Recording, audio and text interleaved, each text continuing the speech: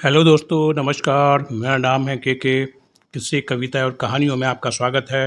आज हम बात करेंगे अभिनेता गुरुदत्त के फिल्मी सफ़र का। महान अभिनेता निर्देशक स्वर्गीय गुरुदत्त का जन्म 9 जुलाई 1925 को बेंगलोर में शिव शंकर राव पादुकोणे व बसंती पादुकोणे के यहाँ हुआ था। उनके माता पिता कोंकण के चित्रपुर सारस्वत ब्राह्मण थे। उनके पिता शुरुआत के दिनों एक विद्यालय के हेडमास्टर थे, जो बाद में एक बैंक के कर्मचारी हो गए। माँ एक साधारण गृहिणी थी, जो बाद में एक स्कूल में टीचर बन गई। गुरुदत्त जब पैदा हुए, उनकी माँ की आयु 16 वर्ष थी। गुरुदत्त की माता वसंती घर पर प्राइवेट ट्यूशन के अलावा लघु कथाएँ लिखती थी और बंगाली उपन्यास का कन्नड़ भाषा में अनुवाद भी करती थी। गुरुदत्त का परिवार में 4 भाई बहन थे।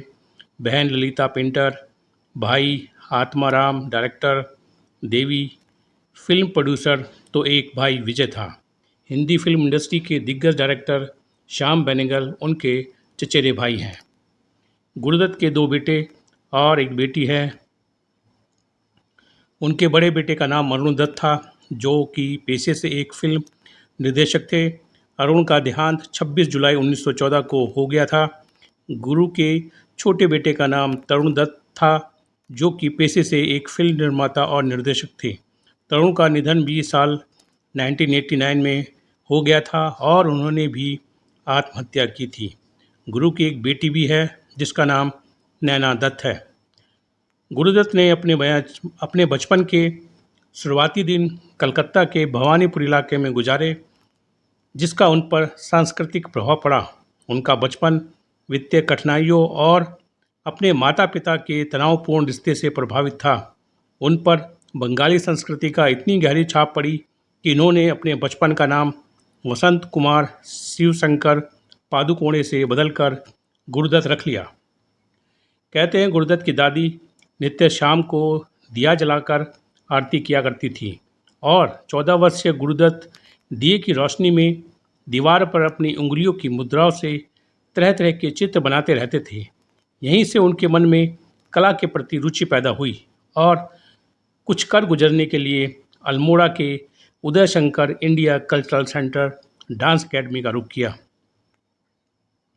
जब गुरुदत्त 16 वर्ष के थे, उन्होंने 1942 में पूरे 5 साल के लिए 75 रुपये वार्षिक छात्रवृत्ति पर अल्मोड़ा में उदय शंकर के school of dancing and choreographer में अध्ययन किया।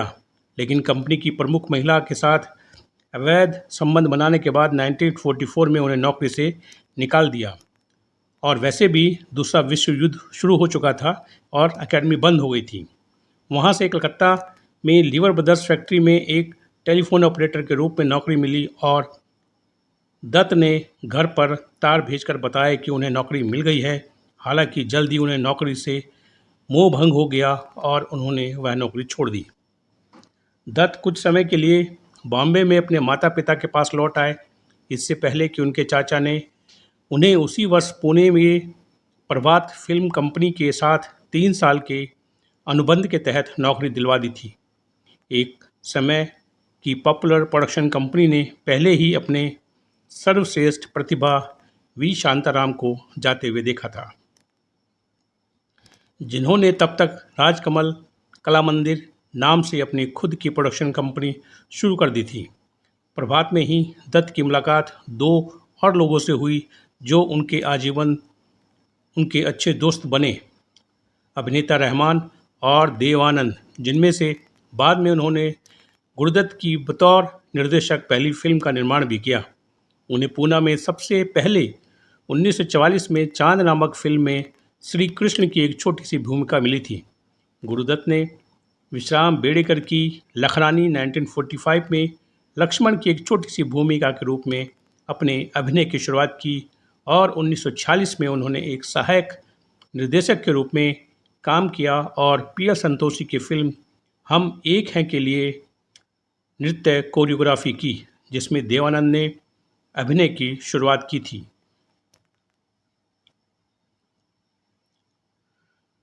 पुणे की प्रभात स्टूडियो कंपनी के साथ उनका अनुबंध 1947 में समाप्त हो गया, लेकिन दत्त की मां ने उन्हें कंपनी के सीईओ बाबू राव पवई के साथ एक स्वतंत्र सहायक के रूप में नौकरी दिलवा दी। दत्त ने एक बार फिर सहायक नर्तकी विद्या के साथ संबंध बनाने के बाद अपनी नौकरी खो दी, जिसके साथ वह भाग गए थे क्योंकि उसकी पहले से ही एक मंगेतर थी। विद्या की मंगेतर ने पुलिस कार्रवाई की धमकी दी, जिसके बाद मामला सुलझ गया। वहां से दत्त लगभग 10 महीने तक बेरोजगार रहे और अपने परिवार के साथ बॉम्बे के माटुंगा में रहे। इस दौरान दत्त ने अंग्रेजी में लिखने का शौक विकसित किया और स्थानीय साप्ताहिक अंग्रेजी भाषा की पत्रिका the illustrated weekly off India के लिए लघु कथाएं लिखनी शुरू की। देखा जाए तो उनके संघर्ष का यही वह समय था जब उन्होंने लगभग आत्मकथात्मक शैली में प्यासा फिल्म की पटकथा लिखी। मूल रूप से वह पटकथा कश्मकश के नाम से लिखी गई थी, जिसका हिंदी में अर्थ होता है संघर्ष। बाद में इसी पटकथा को उन्होंने प्यासा के नाम से बदल दिया और यह पटकथा उन्होंने माटुंगा में अपने घर पर रहते हुए लिखी थी। प्यासा नाम की फिल्म भी बनी। 1947 में प्रभात के साथ उनका समय असफल होने के बाद दत्त बॉम्बे चले गए, जहां उन्होंने उस समय के दो प्रमुख निर्देशकों के साथ काम किया, अमी चक्रवर्ती इन गर्ल्स स्कूल 1949 एंड ज्ञान मुखर्जी इन बॉम्बे टॉकीज फिल्म संग्राम 1950। इस समय के आसपास देवानंद ने दत्त को अपनी नई कंपनी नवकेतन में एक निर्देशक के रूप में नौकरी की पेशकश की। प्रभात में अपने समय में जब दोनों फिल्म बॉलीवुड में नए थे, देवानंद और गुरुदत्त इस बात पर सहमत हुए थे कि अगर दत्त एक फिल्म निर्माता बनेंगे तो वह आनंद को अपने नायक के रूप में लेंगे, और अगर आनंद एक फिल्म का निर्माण करते हैं तो वह गुरुदत्त को इसके निर्देशक के रूप में उपयोग करेंगे। उस वादे को निभाते हुए दोनों ने लगातार 2 सुपरहिट फिल्में एक साथ बनाईं। सबसे पहले देवानंद ने दत्त को बाजी 1951 के लिए काम पर रखा, जिसमें देवानंद ने खुद अभिनय किया और गुरुदत्त ने निर्देशन में अपनी शुरुआत की। बाजी, जो एक तत्काल सफलता थी, उसके बाद जाल 1952 आई, जिसका निर्देशन भी गुरुदत्त ने किया और देवानंद ने अभिनय किया, और यह फिर से बॉक्स ऑफिस पर सफल रही। गुरुदत्त ने देवानंद को सीआईडी 1956 में कास्ट किया। अपनी अगली परियोजना के लिए दत्त ने बाज 1953 का निर्देशन और अभिनय किया। हालांकि यह फिल्म बॉक्स ऑफिस पर अच्छा प्रदर्शन नहीं किया और फ्लॉप रही, लेकिन इसने गुरुदत्त की टीम को एक साथ लेकर आए, जिसने बाद में फिल्मों में अच्छा प्रदर्शन किया। टीम में दत्त द्वारा खोजे गए नए कलाकार और टीम निर्माता शामिल थे, जिसमें जॉनी वॉकर हास्य अभिनेता, वीके मूर्ति छायाकार, अबरार अलवी लेखक निर्देशक, राज घोसला लेखिका, वहीदा रहमान अभिनेत्री और अन्य बहुत सारे कलाकारों को खोजा गया। हालांकि दत्त की अगली फिल्में ब्लॉकबस्टर रही। 1954 में आर पार, 1955 में मिस्टर एंड मिसेस 55, 1956 में सीआईडी और फिर सैलाब, और 1957 में प्यासा। दत्त ने इन 5 फिल्मों में से 3 में मुख्य भूमिका निभाई थी। 1959 में दत्त की आई नई फिल्म कागज़ के फूल रिलीज हुई, जो सिनेमास्कोप से निर्मित पहली भारतीय फिल्म थी। यह नई टेक्नोलॉजी के बावजूद कागज़ के फूल एक प्रसिद्ध निर्देशक के बारे में एक कहानी थी जो एक अभिनेत्री से प्यार करने लगता है। बॉक्स ऑफिस पर यह फिल्म बुरी तरह फ्लॉप रही और बहुत सारा वित्तीय नुकसान गुरुदत्त को उठाना पड़ा। उसके बाद उनके स्टूडियो की सभी बाद की फिल्मों का अन्य निर्देशकों ने नेतृत्व किया, क्योंकि गुरुदत्त को लगा कि उनका नाम बॉक्स ऑफिस के लिए अभिशाप है। यह दत्त द्वारा निर्मित एकमात्र फिल्म होगी जिसे बॉक्स ऑफिस पर एक आपदा माना गया, जिसके लिए दत्त को 17 करोड़ रुपए से अधिक का नुकसान हुआ, जो उस समय के हिसाब से एक बहुत बड़ी राशि थी। 1960 के 1960 में दत्त की टीम ने एम सादिक द्वारा निर्देशित और वहीदा रहमान और रहमान के साथ दत्त अभिनीत चौदहवीं का चांद रिलीज की। यह फिल्म बॉक्स ऑफिस पर ज़बरदस्त हिट रही और इसने दत्त को कागज के फूल से हुए नुकसान की भरपाई कर दी। फिल्म का शीर्षक गीत चौदहवीं का चांद हो या आफताब हो एक विशेष रंग का अनुक्रम में है। यह एकमात्र ऐसा समय है जब गुरुदत्त को रंगीन रूप में देखा जा सकता था। 1962 में उनकी टीम ने साहब बीबी और गुलाम रिलीज की, जो फिल्म समीक्षकों द्वारा एक सफल फिल्म थी, जिसका निर्देशन दत्त के शिष्य अबरार अलवी ने किया था, जिन्होंने इस फिल्म के लिए फिल्म फेयर सर्वश्रेष्ठ निर्देशक का पुरस्कार भी जीता था। फिल्म में गुरुदत्त और मीना कुमारी ने अभिनय किया, साथ ही रहमान और वहीदा रहमान ने सहायक भूमिका निभाई थी। यह फिल्म सुपरहिट रही। 1964 में दत्त ने ऋषिकेश मुखर्जी द्वारा निर्देशित अपनी आखिरी फिल्म सांझ और सवेरा में मीना कुमारी के साथ अभिनय किया। अक्टूबर 1964 में उनकी मृत्यु के बाद उन्होंने कई फिल्में अधूरी रह गई। उन्हें के आसिफ की फिल्म लव एंड गॉड में मुख्य भूमिका के लिए चुना गया था, लेकिन जब फिल्म को सालों बाद फिर से बनाया गया तो उनकी जगह संजीव कुमार को ले लिया गया और वह पिकनिक में भी साधना के साथ काम कर रहे थे, जो अधूरी रह गई और बाद में यह फिल्म बंद हो गई। वो फिल्म बाहर फिर भी आएंगे का निर्माण और अभिनय करने वाले थे, लेकिन उनकी जगह धर्मेंद्र को मुख्य भूमिका में ले लिया गया और यह फिल्म 1966 में उनकी टीम के आखिरी निर्माण के रूप में रिलीज हुई। गुरुदत्त को पुरस्कार भी मिले।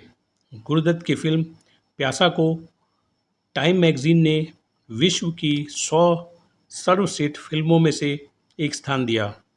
2002 में साइट एंड साउंड के क्रिटिक्स और डायरेक्टर्स के पोल में गुरुदत्त की 2 फिल्में प्यासा और कागज के फूल को सर्वकालीन 160 महानतम फिल्मों में से चुना गया था। अपने कैरियर के साथ ही उन्होंने अपना परिवार भी बढ़ाना चाहा और उन्हें किसी से प्यार हो गया। यह लड़की विजया थी, लेकिन दोनों का रिश्ता लंबा नहीं चला और जल्द ही दोनों अलग हो गए। इसके बाद गुरुदत्त ने परिवार द्वारा चुनी गई लड़की से शादी करने का फैसला किया। उन्होंने हैदराबाद की रहने वाली स्वर्णा से शादी की, लेकिन अफसोस की बात यह है कि उनका यह रिश्ता भी नहीं चला। जल्द ही दोनों ने अपने रिश्ते अलग अलग कर लिए थे। इसके बाद गुरुदत्त की गीता राय चौधरी से पहली मुलाकात फिल्म बाजी के सेट पर हुई थी। गीता के हंसमुख स्वभाव और गुरुदत्त दीवाने हो गए थे और गीता भी गुरुदत्त के निर्देशन की कायल हो गई थी। दोनों को प्यार परवान चढ़ने लगा था। गीता और गुरुदत्त ने शादी का फैसला कर लिया था, लेकिन गीता के परिवार को यह रिश्ता मंजूर नहीं था। बावजूद इसके दोनों ने परिवार के विरोध को दरकिनार करते हुए 26 मई 1953 को साधारण तरीके से शादी कर ली थी। शादी के बाद गीता दत्त के 3 बच्चे तरुण दत्त, अरुण दत्त और नीना दत्त हुए। मौत 10 अक्टूबर 1964 को गुरुदत्त बॉम्बे के पैडर रोड पर अपने किराए के अपार्टमेंट में अपने बिस्तर पर मृत पाए गए थे। कहा जाता है कि वह शराब और नींद की गोलियां मिलाकर पीकर सो गए थे और सुबह फिर नहीं उठे। लोगों का कहना है कि वह पारिवारिक तनाव के कारण उन्होंने आत्महत्या कर ली थी। यह उनका तीसरा आत्महत्या का प्रयास था। दत्त के बेटे अरुण ने उनकी मृत्यु को दुर्घटना माना था। दत्त ने अगले दिन अभिनेत्री माला सिन्हा और अभिनेता राज कपूर के साथ अपनी फिल्म बाहर फिर भी आएंगी के लिए रंगीन फिल्मों के निर्माण पर चर्चा करने के लिए मुलाकातें तय की थी। अरुण के अनुसार मेरे पिता की नींद की बीमारी थी और वे किसी भी अन्य व्यक्ति की तरह नींद की गोलियां खाते थे। उस दिन वे नशे में थे और उन्होंने गोलियों का ओवरडोज ले लिया था, जिसके कारण उनकी मृत्यु हो गई। यह अत्यधिक शराब और नींद की गोलियों का घातक संयोजन था। मीडिया रिपोर्ट के अनुसार गुरुदत्त की मौत के बाद गीता दत्त ने भी बहुत शराब पीनी शुरू कर दी थी। कहते हैं गुरुदत्त का वहीदा रहमान से प्यार का संबंध था, इसी कारण उनके जीवन में तनाव पैदा होने लगा था और दोनों अलग रहने लगे थे और दोनों शराब का नशा करने लगे थे और 20 जुलाई 1972 को भी लीवर की बीमारी के चलते गीता दत्त की दुखद मौत हो गई। मौत के वक्त वह महज 42 साल की थी। एक महान गायिका का दर्दनाक अंत हो गया। इन दोनों महान कलाकारों को दुनिया हमेशा उनके अभिनय और गीतों को हमेशा याद रखेगी। हमारा उनको सलाम। इसी के साथ इजाज़त दें, फिर मिलेंगे, बात करेंगे किसी महान हस्ती के फिल्मी सफ़र के बारे में। अभी इजाज़त दिए, नमस्कार। समय देने के लिए बहुत बहुत धन्यवाद।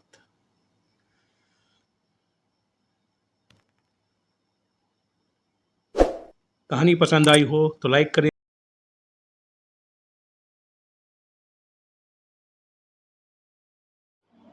दोस्तों, कहानी पसंद आई हो तो लाइक करें, शेयर करें, सब्सक्राइब करें, कमेंट करें और कोई जो आपके पास जानकारी हो तो उसको भी कमेंट में लिखें, फीडबैक दें, सपोर्ट करें। एक बार फिर आपका बहुत बहुत धन्यवाद। नमस्कार।